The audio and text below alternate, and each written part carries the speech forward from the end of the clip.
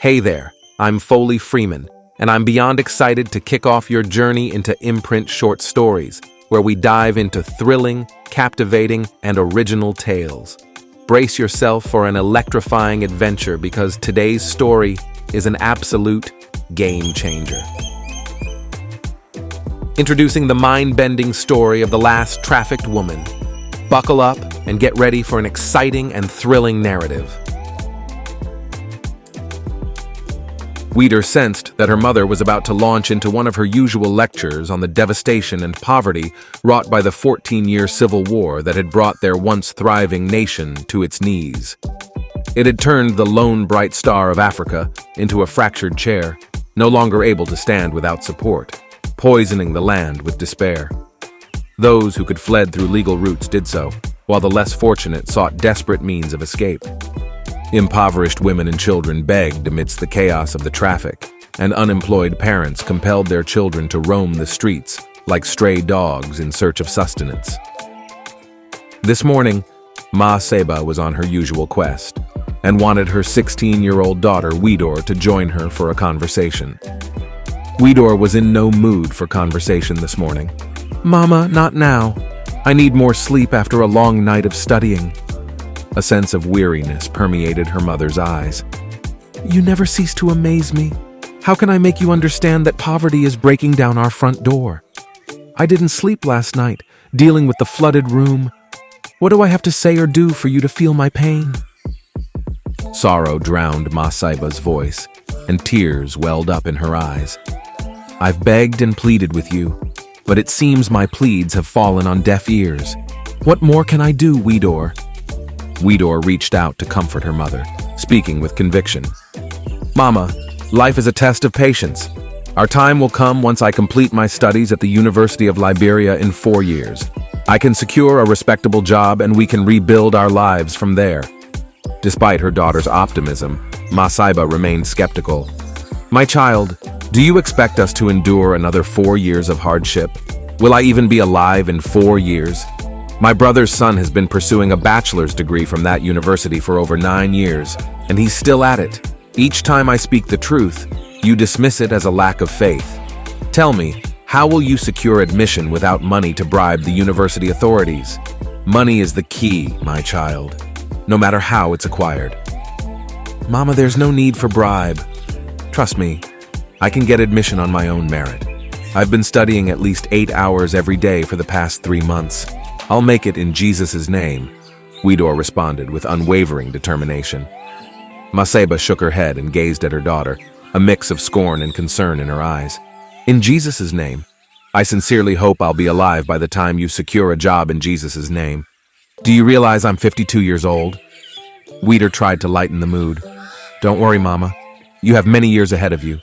But her mother's response remained grim. "This is no laughing matter. Life expectancy in this country is only 56 years. I hope you're smart enough to calculate the odds stacked against me." Tears streamed down her cheeks as she dropped to her knees before her daughter. Weeder placed her hands on her mother's shoulders. "I will retake the entrance exam. If I don't succeed, I'll consider going to Europe with Adolphus Sumo." Ma Saiba stood and stared at her daughter for a long moment. "Are you sure? Do you promise?" Ma Saiba, out of excitement, shook her daughter by the arms. "I promise, Mama. I'll do it just for you," Weeder affirmed. A month later, Ma Saiba returned from the market to find Weeder in tears. "What's wrong, my child? Why are you crying so hard?" Weeder struggled to speak through her tears. "I failed the entrance exam again. Look, my name isn't in the newspaper." "I believe you," Ma Saiba consoled her, her own eyes brimming with tears. "So what's the next step?" Weeder, her voice quivering, replied, "I don't know what to do next. I suppose I'll wait and retake the entrance exam next year." "Retake the entrance exam?" Ma Saiba's eyes filled with disbelief. She continued, "And if you don't make it on the 3rd or 4th attempt, what then?" Weeder remained resolute. "I'll keep trying until I succeed, Mama. Isn't that Papa's motto? Keep at it until you get it."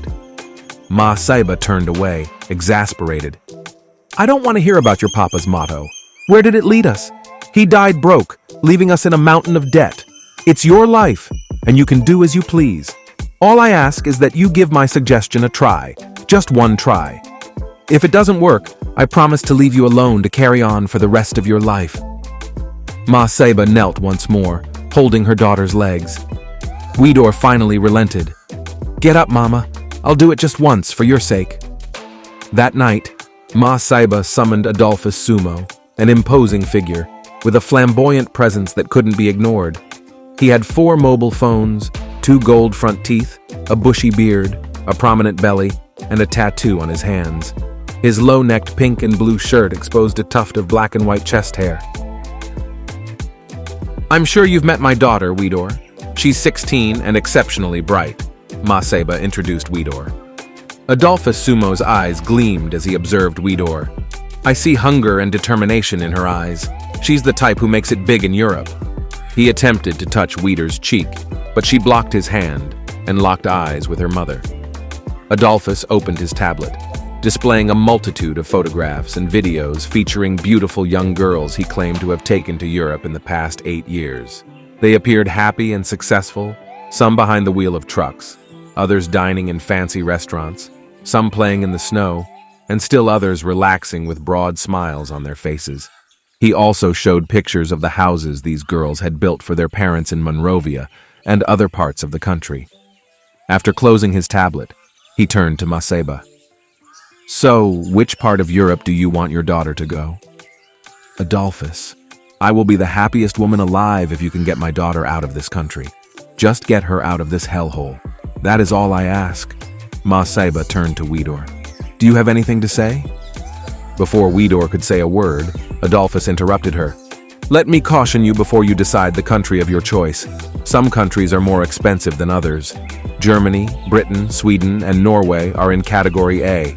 It would cost anything between £3,000 and £5,000. £5,000? Ma Seba yelled. "Where do I find that kind of money? Since this girl's father died 5 years ago, I have been her everything. You have to come down. There is no way we can raise that amount of money." "Ma Seba, I have given you a lot of consideration already. This is a tough business. This amount includes the cost of an air ticket, accommodations, feeding, and special clothing. Your daughter will need a new set of clothes for the coming winter. I will provide all that from this amount." "We do not have anything close to that amount," Ma Seba cried. "But you have this house and 2 lots in Painesville," Adolphus said. "How did you know about our land in Painesville?" Widor snapped. "I am a businessman. I have ears and eyes on the ground, young woman. Once your mother contacted me, I had to do my due diligence." Adolphus smiled. Eventually, Ma Seba sold the land in Painesville and gave the money to Adolphus. For the next 2 weeks, Adolphus busied himself securing Widor's travel documents. They will travel to Abidjan by road. From there, she will board British Airways or KLM to her country of choice in Europe. On that rainy day of their departure, Red Light Market teemed with people from all walks of life. Widor bade her mother farewell. They boarded a red Datsun taxi for Logatuo, a border town between Liberia and the Ivory Coast. The car had twice its capacity of 5 passengers. Luggage filled every free space in the car. From Monrovia to Ganta is about 200 miles. Though the road was designed for a maximum speed of 80 kilometers per hour, Bangali, the young skinny driver, sped around 140 kilometers per hour. He overtook every vehicle ahead of him at the peril of the passengers. They arrived in Ganta in 1.5 hours. To reach the border before 6 p.m., they took a motorbike to Logatuo. They arrived at the border dirty, dusty, and famished. Adolphus arranged a 1-room accommodation in Danan for 4, himself, Widor, and 2 young women. Widor was tired. She fell asleep immediately after the room was ready. Widor was shocked when Adolphus introduced her to a middle-aged man called Godman and informed her that Godman will take her for the rest of the journey. Widor was uncomfortable with the new arrangement. The 2 girls on the trip convinced her that God was in control. She was uneasy, but that was all she could do. She had no money to return to Monrovia. Even if she did have the money, what would she tell her mother after she had sold her 2 parcels of land? She, Godman, and the 2 girls boarded the bus for the 700-kilometer ride to Abidjan. Godman and the 2 young women were having the time of their lives. They joked, chatted, ate, and drank throughout the journey. Half of the road was paved. The other half was rough, muddy and bumpy. Nevertheless, it was heaven compared with the stretch of road between Ganta and Logatuo. In Abidjan, Godman delivered Weider to Musa. Somebody like she was a parcel. The hair on her back stood up. Her heart raced in her chest. She cried, but the tears emptied into her head instead of flow down her cheeks. Musa was a burly young man in his mid-20s. His tattooed biceps bulged out of his tightly fitted white shirt. His face was clean-shaven. Despite the huge tribal marks on both cheeks, his face was as calm as baby. The white in his eyes were like milk. His English was pregnant with a heavy French accent. He explained their travel route to Weider. They would board a truck and travel through the desert to Libya. He told her it was a risky venture. Weider's eyes watered. Her heart raced some more. She looked up at Musa.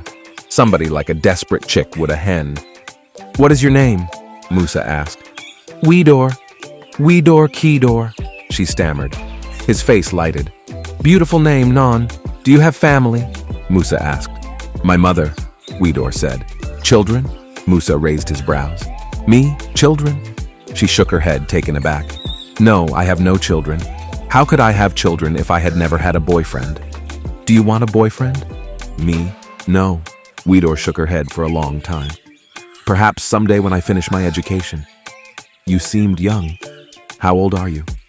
16. I'm 16, she answered, her eyes glued to the floor. 16, Non? Musa shook his head and looked at Weider from head to toe as if he did not believe her. "But whose idea it was for you to be here?" "My mother's," Weider said. "This is not your game. This is a fish-eat-fish game." He paused. He did not need to say more. She understood. Her legs shook. Her heart pounded in her chest. "If anyone asks you who I am to you, tell them I am your brother. Do you understand?" Musa said, and put his hand around Weider's neck. She nodded as he helped her onto a truck filled with people from many parts of Africa. Some smoked and drank. Some stood, and others sat. Human odor filled the car.